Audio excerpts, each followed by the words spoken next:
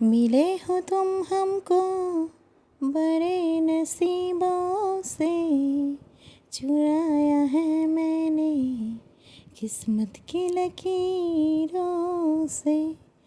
আসসালামু আলাইকুম আমার আপুরা ভাইয়েরা, আমি কিন্তু এখন বিচের পাড়ে আছি, কিন্তু আপনারা এখনও বিচের পাড়ে নাই, আপনারা এখনও আমার সাথে রাস্তায়। তো বিচের পাড়ে সেই ভিডিওগুলো নিয়ে কিন্তু অবশ্যই কথা হবে, বাট এখন কিন্তু প্রথমে যাত্রা। তো যাত্রাতে আমি আসলে কীরকম করে কিভাবে কি করলাম, আর দেখো কি বিশাল বড় বড় প্লেনের পার্স নিয়ে যাচ্ছে। এয়ারপোর্টের কাছে যেই প্লেনের পার্টসগুলো নিয়ে প্লেন অ্যাটাচ করে, সেটা কিন্তু এগুলা এয়ারপোর্টের কাছ দিয়ে যাচ্ছিলাম। ওয়েলকাম টু মাই চ্যানেল, আমি ফ্রান্স ব্লগার সুমো থেকে সুমাইয়া সুমো চলে আসলাম অনেক সুন্দর একটি ব্লগ নিয়ে। আজকের ব্লগটা কিন্তু সুইজারল্যান্ড ভ্রমণের ব্লগের মতোই হবে, কিন্তু আমি সুইজারল্যান্ডে নাই, আমি এখনও ফ্রান্সে। তো ফ্রান্সেও এমন সুন্দর সুন্দর জায়গা আছে যেগুলোকে সুইজারল্যান্ড, নিউজিল্যান্ড এবং অন্যান্য যত সুন্দর দেশ আছে সেসব দেশের সাথে তুলনা করলেও কম হবে। তো আমরা কিন্তু ফ্রান্সের মধ্যে অনেক ঘোরাঘুরি করি, কিন্তু সবচেয়ে ফেভারিট জায়গার মধ্যে এই রাস্তাগুলো আমার অনেক বেশি ফেভারিট। লাস্ট 4 ইয়ার্স ধরে, 4 বছর যাবৎ আমার কাছে এই রাস্তাগুলো অনেক বেশি পছন্দ, কারণ এখান দিয়েই আমাদের যেতে হয় সমুদ্র পাড়ে। এখানে কিন্তু এই রাস্তাগুলো মানে কিছুটা জায়গা লোকালয় এবং আবারও সেই ক্ষেত খামার এবং পশুপালনের জায়গা, আবার কিছুটা জায়গা সিটির মতো, এরকম করে মিলিয়ে ঝুলিয়ে এই জায়গাগুলো।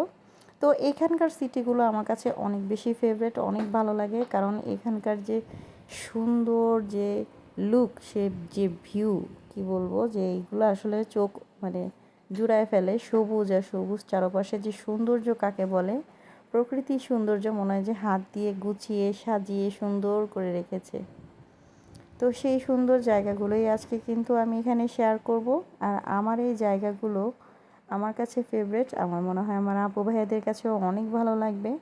কেউ আমার ভিডিওটা স্কিপ না করে কিন্তু দেখবা। আজকের ভিডিওটা তোমরা যদি টিভিতে ল্যাপটপেও দেখো, তাও কিন্তু তোমাদের চোখের শান্তি তোমরা পাবা, কারণ এগুলো এত সুন্দর ভিউ, এগুলো মোবাইলে দেখলে কিন্তু অত বেশি মজা লাগে না, টিভিতে দেখলে যত বেশি ভালো লাগে।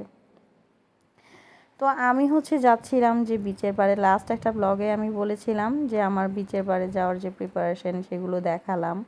এখন যে রাস্তার যে জায়গাগুলো দেখাচ্ছি, এগুলো সেখানে যাওয়ার সময় মানে যে বিচে যাব আমরা, ওই বিচের এই রাস্তাগুলো দিয়েই যেতে হয়। আমরা অটো রুটে চাইলে যেতে পারতাম, বাট আসলে আমার ওইসব রাস্তা পছন্দ না, কারণ ওখানে ওদিক দিয়ে একবার গিয়েছিলাম, আমি অনেক বিরক্ত হয়েছি, কারণ এত লং জার্নি যদি সুন্দর করে উপভোগ না করা যায়, যে এই ভিউগুলো এগুলো যদি না পাই, তাহলে কি লাভ হবে এই রাস্তার এই জার্নিগুলো? আমার কাছে তো মনে হয় যে আমি ক্লান্তই হই না, আমি দেখতেছি শুধু দেখতেছি, দেখতেছি শুধু দেখতেছি। অনেকে কিন্তু গাড়িতে ঘুমায়, বাট আমার কিন্তু একটুও ঘুম আসে নাই, কারণ আমি শুধু এগুলো দেখতেছি, আর আমার কাছে মনে হচ্ছে যে চোখের শান্তি, চোখের শান্তি। এত সুন্দর এই জায়গাগুলো। তো তোমাদের কাছেও আমার মনে হয় অনেক ভালো লাগতেছে, তাই না? দেখতেই পাচ্ছ কি সুন্দর জায়গাগুলো। এখানকার জায়গা থেকে আরও সামনে, যত সামনে যাব তত সৌন্দর্য খালি মনে হয় পাহাড় কেটে একটার সাথে একটা অ্যাটাচড করে এই জায়গাগুলো তৈরি হয়েছে। এত সুন্দর, কি বলবো, মানে আল্লাহ তাআলার তৈরি যে জিনিসগুলো, এগুলো আসলে এগুলো সৌন্দর্যের সাথে মানুষের তৈরি কোনো জিনিসের সৌন্দর্য মিলে না। দেখতেই পাচ্ছ একদম গ্রামীণ পরিবেশ, গ্রামীণ পরিবেশ এবং পাহাড়, পাহাড়ের মধ্যে গরু খাইতেছে, ওদেরকে ছেড়ে রেখে দিছে বিভিন্ন জায়গায় গরু। আর এখানে আসলে অনেক আস্তে চালানো সম্ভব না, কারণ এখানে জায়গায় জায়গায় যে ট্রাফিকের যে সিসিটিভি ক্যামেরার মতো, ওগুলাকে রাডা বলে, মানে রাডার যেটাকে বলে, সেইটা বসানো আছে। তো স্পিড যদি কম থাকে সেক্ষেত্রে পরে কিন্তু জরিমানা আসবে, এই জন্য যা স্পিড লেখা থাকবে সেই স্পিডেই যেতে হবে। দেখতে পাচ্ছ সামনে কিন্তু পাহাড় আসতেছে। এই পাহাড়গুলোই কিন্তু ওই যে আমরা যে বিভিন্ন গানে দেখি না, হিন্দুস্তানি যে গানগুলোর মধ্যে ওরা শ্যুট করে, এটা কিন্তু সেই পাহাড়গুলোই। এই পাহাড়গুলোর সৌন্দর্যর কাছে না আসলে কি বলবো। আর আমার কাছে মনে হয় যে আমি যে সমুদ্র দেখতে যাই, তার মধ্যে আমার সবচেয়ে ফেভারিট এই ভিউগুলো। সমুদ্রে গেলে তো গেলামই, ওখানে তো চলেই গেলাম, বাট এখানকার যে ভিউগুলো, এই ভিউগুলোই আমার কাছে সবচেয়ে বেশি অ্যাট্রাকটিভ। তোমরা আমাকে অবশ্যই জানাবা। এই যে দেখো 2 ঘন্টা ড্রাইভ করার পরে আমরা একটা এখানে রেস্টের প্লেস পেয়ে গিয়েছি। এখানে হচ্ছে 2 ঘন্টা ড্রাইভ করেই ফ্রান্সে আধা ঘন্টা রেস্ট নিতে হবে ড্রাইভারকে। তো যেহেতু এগুলো বড় রাস্তা, এই রাস্তাগুলোর মধ্যে একটু দূরে যেতে যেতেই হচ্ছে ওরকম পয়েন্ট দেয়া আছে। ওই পয়েন্টগুলোর সাথে হচ্ছে এরকম বেঞ্চ সিট সব কিছু করা। আর আমরা যেখানে রেস্ট নিয়েছিলাম সেখানেই হচ্ছে সামনে একটা খামার, গরুর খামার ছিল। মানে গরুর স্মেলগুলো আসতেছিল। তো এগুলো একটু নতুন, কারণ আমাদের বাচ্চাদের জন্য নতুন আর আমাদের কাছেও। তবে ওই তো ভালোই লাগছে। ওইখানে বসে আমরা আবার খাওয়া দাওয়া করছি, ঘোড়া দেখতেছিলাম, ট্রাক্টর আসতেছে যাইতেছে। এখানকার যে বড় বড় কৃষকরা দেখো, আমার বাচ্চারা টেবিলের উপরে লাফাচ্ছে। আর গরম ছিল, গরমের মধ্যে কিন্তু ভালোই লাগছে। বাতাসও ছিল খুব সুন্দর, ঠান্ডা বাতাস। মানে গরমের মধ্যে হয় না যে গরমে আবার গরম বাতাসও থাকে যে শরীরে ব্যথা দেয়, বাট এখানে বাতাসটা ছিল খুব ঠান্ডা, বাতাসটা অনেক সুদিং ছিল। তো এই তো আমরা এখন এইখানে খাওয়া দাওয়া করবো। যে বার্গার বানিয়ে নিয়ে আসছিলাম, লাস্ট ব্লগে তোমাদেরকে দেখিয়েছিলাম, সেই বার্গার, কফি এবং অন্যান্য যে খাবারগুলো আছে বের করে এগুলো টুকটাক খেয়ে নিব, খেয়ে রেস্ট করে নিব, তারপর আমরা আবার যাত্রা করব। এইখানে আমরা বলেছিলাম আধা ঘন্টা রেস্টের কথা, বাট এখানে বাচ্চা নিয়ে যেহেতু নেমেছি, সব কিছু গোছগাছ করতে করতে 1 ঘন্টা হয়ে গিয়েছিল, এরকম অবস্থা হয়েছে। তো এই তো খাবারগুলো এখন সব বের করতেছে, বের করে আমরা আবার সবাই খাওয়া দাওয়া করে, আর তখন 1টা বেজে গেছে অলরেডি যেতে যেতে। এই জায়গা তখন 1টা বেজে গিয়েছিল, এই জন্য তখন একদম লাঞ্চের টাইমই। বার্গার খেয়ে নিলাম, লাঞ্চ করে নিলাম, তারপর যখন আমরা আবার সমুদ্র পাড়ে যাবো তখন ওখানে গিয়ে আবার বিরিয়ানি খাবো বা অন্যান্য কিছু খাবো। খাবার দাবার তো সব ভরপুর নিয়ে আসছি। যেহেতু হালাল দোকান এখানে পাওয়া যাবে না, এই জন্য সব বাসা থেকে আগে থেকে প্রিপারেশন করে নিয়ে আসছি, একদম বাচ্চাদের জন্য কোনো কিছুর যাতে কমতি না হয়। মানে অন্য দোকান দেখে যাতে মনে না হয় যে আর এটা কিনতাম ওটা খাইতাম, সব বাসা থেকে নিয়ে আসছি আইসক্রিমটা বাদে। দেখতেই পাচ্ছ সব খাবার দাবার এখানে, প্লেট চামচ যা কিছু দরকার, গ্লাস সব নিয়ে আসছি একদম। তো আমার হাজব্যান্ড সব কিছু বের করে খাওয়াচ্ছে বাচ্চাদেরকে, আর আমিও এখন বসে পড়বো, খেয়ে নিব আমিও। আর আমার আপুদের ভাইয়াদের সাথে শেয়ার করব যে আমি কি খাচ্ছি। তো বার্গার নিয়ে আসছিলাম 6টায়। যে এই ছেলেটা আছে না, আমার এই ছেলেটার কোনো কিছু খাওয়ার মধ্যে নাই।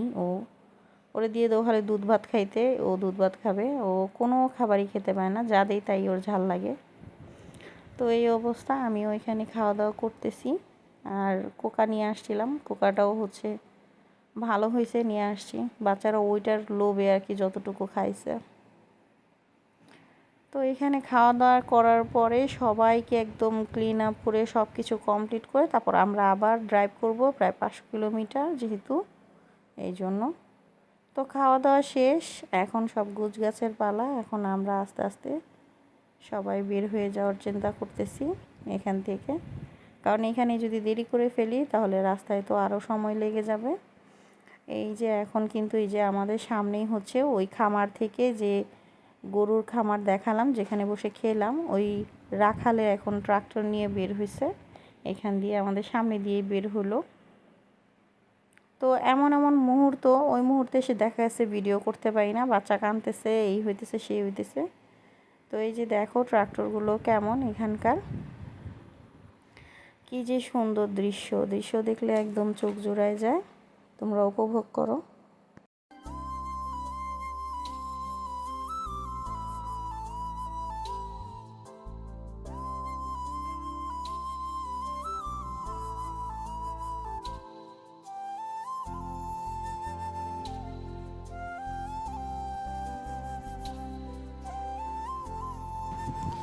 তো চোখের সৌন্দর্য কিন্তু তোমাদের জন্য রেকর্ড করে ফেললাম, যাতে তোমরাও দেখতে পারো। দেখতেই পাচ্ছ কি পরিমাণে সুন্দর ভুট্টা গাছ, ভুট্টা ক্ষেত এবং ধান ক্ষেত। সামনেই দেখতে পাবা বিশাল বড় গাড়িতে করে প্লেনের পার্টস নিয়ে যাচ্ছে, মানে প্লেনের বডির অংশগুলো নিয়ে যাচ্ছে। তার নেয়ার সিস্টেম হচ্ছে সামনে বড় একটা গাড়ি থাকবে, তার মাঝখানে থাকবে এই যে পার্টসের গাড়ি, তার পিছনে হচ্ছে 4-5টা গাড়ি থাকবে। তো সামনে দেখলাম যে আরও একটা এরকম ছিল, কিন্তু ওইটা হলো যে পুলিশ এসে তারপর থামিয়েছে, একদম আমাদের গাড়ির সামনে এসে রাস্তার মধ্যে গাড়িটাকে থামানোর পরে তারপর হচ্ছে সেই পার্টসগুলো নিয়ে গেছে। আর এই যে এখন কিন্তু আবারও লোকালয়ের মধ্যে ঢুকতেছি আমরা। এতক্ষণ কিন্তু ধান ক্ষেত, ভুট্টা ক্ষেত এগুলো দেখলাম, বড় বড় খামার দেখলাম, পশুর খামারও ছিল। মানে পশুর খামারগুলো আসলে অনেক দূর থেকে স্মেল পাওয়া যায় যে এখন হয়তো বা কোনো খামার আসবে। আর এই যে এগুলো দেখছো অলরেডি এগুলো কিন্তু ক্লিন করে ফেলছে, উঠাই ফেলছে ফসল। আর আমি আবার একটু চা খেয়ে নিলাম এই সুযোগে।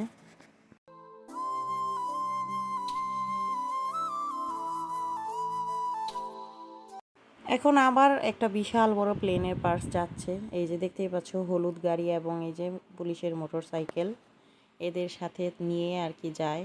আবার অনেক সময় সামনে 2টা মোটর সাইকেল থাকে।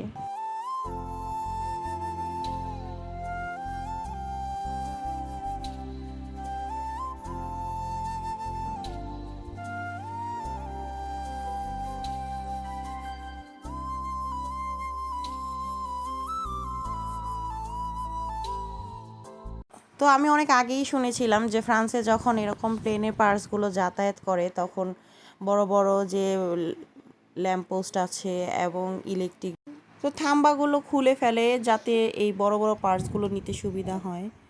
এবং হচ্ছে রাস্তাটা সুন্দর মতো, মানে এগুলো বেশিরভাগ রাতের অন্ধকারে করে, কিন্তু এই রাস্তাগুলো যেহেতু বড় এবং এইখানে শুধু এই জাতীয় ট্রাক্টর এবং বড় বড় গাড়িগুলো, পরিবহনের গাড়িগুলো করে, যেগুলো কুরিয়ার সার্ভিসের গাড়ি আছে বা পণ্য পরিবহনের গাড়ি ওরা যায়, এই জন্য হচ্ছে এখানে আর ওগুলো খুলে না, দেখতেই পাচ্ছ। তো তোমরা এই ভিডিওটার মাধ্যমে তোমাদেরকে একটা মেসেজ আমি দিব যে লাইফে কিন্তু টাকা পয়সা আসবে আর যাবে। তো অবশ্যই তোমরা লাইফটাকে এনজয় করো, ঘোরাঘুরি করতে হবে। এতে কি হয়, মন ফ্রেশ হয়, বিভিন্ন জায়গার এক্সপিরিয়েন্স তোমাদের মধ্যে আসে। এবং আমি বলবো যে অনেকেই আছে যে টাকা সেভ করে, হ্যাঁ টাকা সেভ করা ভালো, টাকা সেভিংসের দরকার আছে, কিন্তু অনেক সময় দেখা গেছে যে মানে আমাদের মায়েদের লাইফের কথাই বলি, তারা তো কোথাও ঘুরতে যায় নাই, তারা সেভিংস করছে, তো কি হয়েছে, সেভিংস করে কি হয়ে যায়? আমি যেটা দেখি যে না, মানে সেভিংসেরও দরকার আছে, আবার নিজের লাইফটাকে এনজয় করারও দরকার আছে। তো আমার এই ভিডিওতে দেখতেই পাচ্ছ সমুদ্রের কাছে আমি চলে আসছি, এখন এই ফ্যানগুলো দেখা যাচ্ছে, আর 20 মিনিট ড্রাইভ করলে আমরা চলে আসব, মানে সমুদ্রের দিকে চলে যাব। তো তোমাদের সাথে দেখা হবে আমার অন্য কোনো ব্লগে, সেই ব্লগেই তোমাদের সাথে আমার এই সমুদ্রে ওখানে গিয়ে আমি কিভাবে কি করলাম সেটা তোমাদের সাথে শেয়ার করব। আজকে কিন্তু এই রাস্তা পর্যন্তই থাকলো। সবাই ভালো থাকো, সুস্থ থাকো এবং যার যার ফ্যামিলির সাথে থাকো। নিজেদের ইচ্ছাকে কখনো ইগনোর করবা না, আগে নিজেদের ইচ্ছা পূরণ করো, তারপর দেখা গেছে যে জীবনে টাকা পয়সা, সেভিংস এগুলো সব হবে। তো আজকের মতো এইখানেই, সবাই ভালো থাকো আপুরা ভাইয়ারা। আমার এখন বিদায় নেওয়ার সময় হয়ে গেছে। থ্যাঙ্কস ফর ওয়াচিং, যারা যারা আমার সাথে ছিলা। টাটা।